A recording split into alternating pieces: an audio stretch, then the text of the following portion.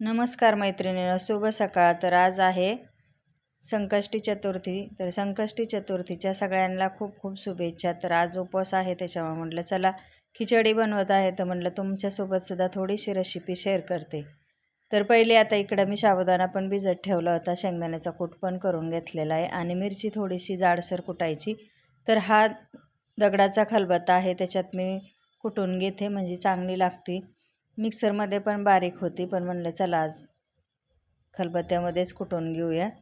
तर आता इथं बटाटा पण कापून पाण्यात ठेवलेला आहे आणि तेल टाकून घेते कढईमध्ये. आपल्याला बटाटा आधी थोडासा शिजवून घ्यायचा आहे, म्हणजे वाफवून घ्यायचा आहे तेलामध्ये. तर तेल गरम झाल्याच्यानंतर मी बटाटा पण टाकून घेतला.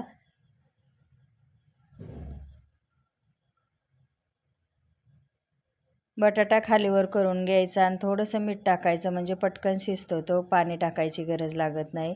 तेलातच परतून घ्यायचं सगळं आणि नंतर भिजलेला साबुदाणा टाकायचा.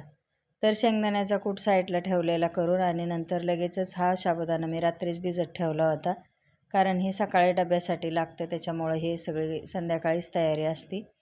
तर आता इथं मिरची पण कुटलेली, अशी जाडसर कुटलेली खलबत्त्यामध्ये दगडाच्या, ती पण टाकून घेतली आणि शेंगदाण्याचा कूट पण जाड कुटलेला आहे, तो पण टाकून घेतला. आणि आता लगेचच खालीवर करून 5-10 मिनटं त्याला एक वाफ काढायची आणि खालीवर करून घ्यायचं.